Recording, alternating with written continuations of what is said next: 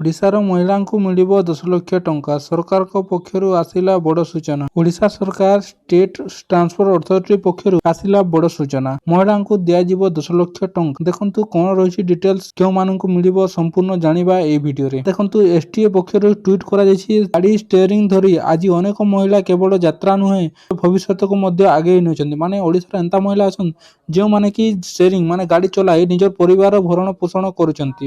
ଆତ୍ମନିର୍ଭର ମହିଳା ସୁବାହକ ଆମ ସୁବାହକ ଯୋଜନା ମାଧ୍ୟମରେ ପ୍ରଶିକ୍ଷିତ ମହିଳା ଚାଳକମାନେ ଗାଡ଼ି ମାଲିକ ହେବା ସହ ଦେଖନ୍ତୁ ଏ ଯେଉଁ ଆମ ସୁବାହକ ଯୋଜନା ଅଛି ଏହା ଅନ୍ତର୍ଗତ ଆତ୍ମନିର୍ଭର ମହିଳା ସୁବାହକ ଯୋଜନାରେ ମହିଳା ଚାଳକମାନେ ଗାଡ଼ି ମାଲିକ ହେବେ। ମାନେ ଆତ୍ମନିର୍ଭରତା ଓ ଆର୍ଥିକ ସ୍ୱାଧୀନତାର ନୂଆ ରାସ୍ତା ପାଇଛନ୍ତି। ଏହା କେବଳ ଏକ ଯୋଜନା ନୁହେଁ, ଏହା ହେଉଛି ମହିଳାମାନଙ୍କ ସଶକ୍ତିକରଣ। ମାନେ ଯେଉଁ ସୁବାହକ ଯୋଜନା ଏହା କେବଳ ଯୋଜନା ନୁହେଁ, ଏହା ମହିଳାମାନଙ୍କର ସଶକ୍ତିକରଣ ପାଇଁ ନୂତନ ଅଧ୍ୟାୟ ଦିଆଯାଇଛି ବୋଲି କୁହାଯାଇଛି। ରହିଛି ଡିଟେଲ୍ସ ତାର କେଉଁମାନେ ଯୋଗ୍ୟ ହେବେ ସମ୍ପୂର୍ଣ୍ଣ ଜାଣିବା। ଦେଖନ୍ତୁ ମହିଳା ସଶକ୍ତିକରଣ ଏକ ନୂତନ ଅଧ୍ୟାୟ ଭାବେ ସରକାର ଦ୍ୱାରା ଆତ୍ମନିର୍ଭର ମହିଳା ଆମ ସୁବାହକ ଯୋଜନାରେ ଆରମ୍ଭ ହୋଇଛି।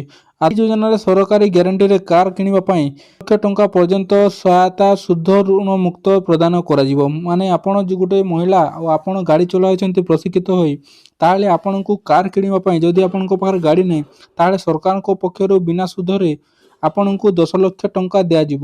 10 ଲକ୍ଷ ଟଙ୍କାରେ ଆପଣ ନିଜେ ଗୋଟେ ଗାଡ଼ି କିଣିକି ଆପଣ ନିଜ ଗାଡ଼ିର ନିଜ ମାଲିକ ହୋଇ ଆପଣଙ୍କର ଆର୍ଥିକ ବୃଦ୍ଧି କରିପାରିବେ।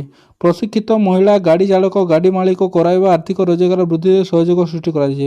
ଦେଖ ଏହାର ଯୋଗ୍ୟତା କ'ଣ? ଯୋଗ୍ୟତା ଆପଣ ଆବେଦନ କରୁଥିବାକୁ ହେଲେ ଆପଣଙ୍କ ବୟସ ସର୍ବନିମ୍ନ 21ରୁ 40 ବର୍ଷ ମଧ୍ୟରେ ଥିବାର ଅଛି।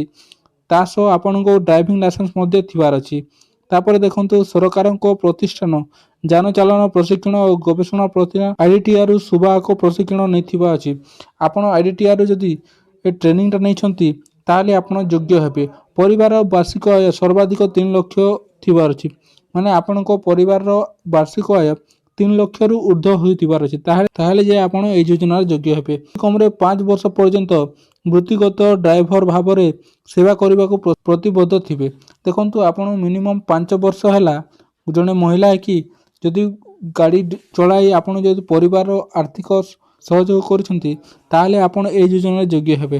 SRTC, କ୍ରୁଟ୍, SHG ଏବଂ ସୁଭଦ୍ରା ମହିଳାମାନଙ୍କୁ ଅଗ୍ରାଧିକାର ଦିଆଯିବ। ଯଦି ଆପଣ OSRTCରେ କାମ କରୁଛନ୍ତି କିମ୍ବା କ୍ରୁଟ୍ SHGରେ ଅଛନ୍ତି ଏବଂ ସୁଭଦ୍ରାର ମହିଳା ହିତାଧିକାରୀ ଅଛନ୍ତି ତାହେଲେ ଆପଣଙ୍କୁ ପ୍ରାଧାନ୍ୟ ଦିଆଯିବ ଓ ଆପଣ ଏଥିରେ ଯୋଗ୍ୟ ହେବେ।